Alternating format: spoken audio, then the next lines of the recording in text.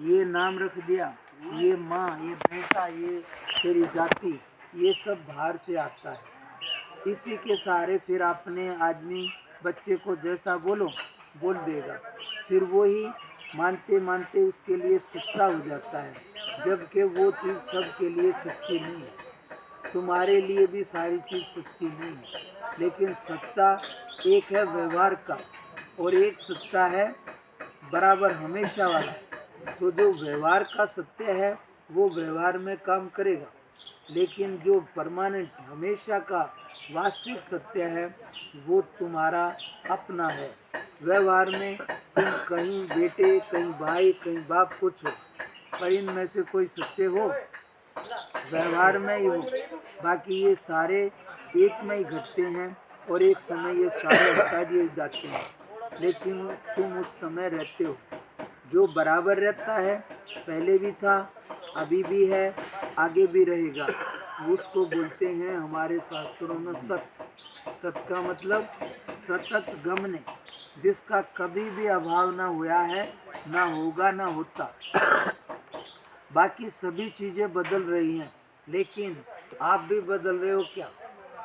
जानने वाला बदलता है क्या? जानने वाला वही है। इसलिए इसको बोलते हैं, भगवान ने क्या बोला, दो ही पुरुष है, एक क्षर है और एक अक्षर है। इसमें पूरी दुनिया जाती है, और जाति दो ही हैं, एक देव, एक असुर। जिसको बोलेंगे क्या कि तुम अच्छा कहो, बुरा कहो, वो इसमें आएगा। लेकिन पुरुष दो ही प्रकार का है। क्यों? क्योंकि जो वास्तविक चेतन है वो तुम्हारा सहज होना, वो सब का बराबर है।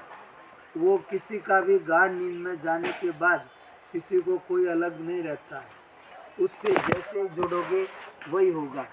अब जो अक्षर है, इसलिए उसको अक्षर क्यों कहते हैं और दूसरे को क्षर क्यों कहते हैं? क्षर का अर्थ है अविनाशी, तो दोनों है, लेकिन एक परिवर्तन वाला है और एक अपरिवर्तन वाला है। तो तुम्हारे कितनी सारी चीज़ें परिवर्तन में आ गई हैं, बदल रही हैं, तो किससे पता लगता है?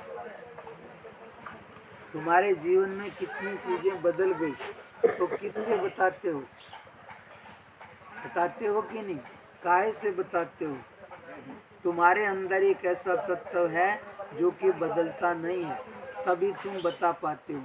समझ में आया कि नहीं? इसलिए कहते हैं जो नहीं बदलने वाला है वो बराबर है। जैसे अभी झुक्की आ जाती है तो कौन बताता है?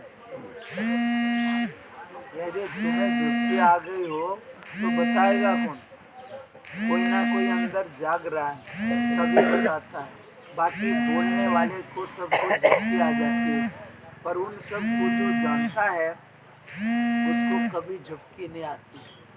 यदि उसको झुक्की आ जाए तो कहेंगे कि जानना बंद हो जाएगा, लेकिन जीवन में कभी भी जानना बंद नहीं होता है। आदमी बेहोश हो जाए तो भी बाद में कहेगा कि मुझे होश नहीं रही, तो था तो सही ना। हाँ, कि कौन सा होश नहीं रही?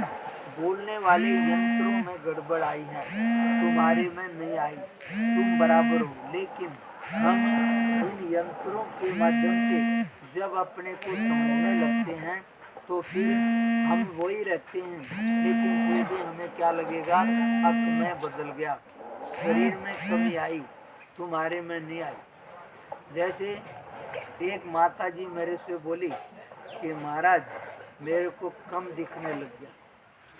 मैंने कहा माता जी आपको पूरा दिखता है। बोली नहीं।